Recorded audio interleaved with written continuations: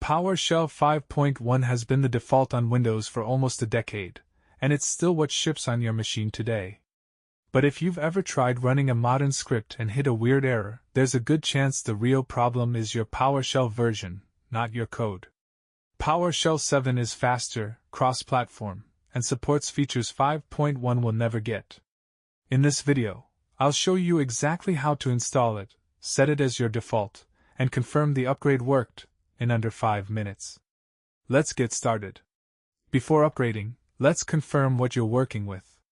1. Right-click the Start button and select Terminal, Admin. 2. Click Yes on the permissions prompt. 3.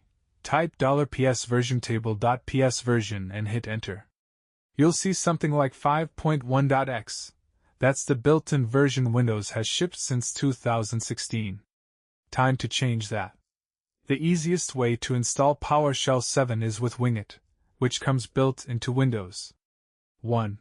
In the same admin terminal, run winget install id Microsoft.PowerShell source winget. 2. Press Enter and let it download. This depends on your internet speed, so give it a moment. 3.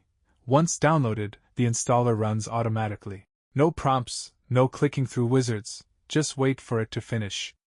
4. When it's done, you'll see a confirmation that PowerShell 7 installed successfully. Here's the part that trips people up. If you check your version again right now, it'll still say 5.1. That's not a failed install, it's because Windows now has two PowerShell versions side by side, the built-in 5.1 and the new 7. Windows Terminal just hasn't been told which one to use by default. Let's fix that. 1. Right-click Start Terminal, Admin again. 2. At the top of Windows Terminal, click the small drop-down arrow next to the tabs. 3. Select Settings. 4. Under the Startup tab, find Default Profile. 5. Open the drop-down, you'll now see both versions listed. Select the one labeled PowerShell 7, not the older 5.1 entry. 6. Click Save. 7. Close and reopen your terminal for the change to take effect. Let's make sure everything worked. 1. Open a new Windows Terminal window. Notice it now launches straight into PowerShell 7.5. 2. Open a regular, non-admin, Terminal 2, same result, confirming it's your system-wide default. 3.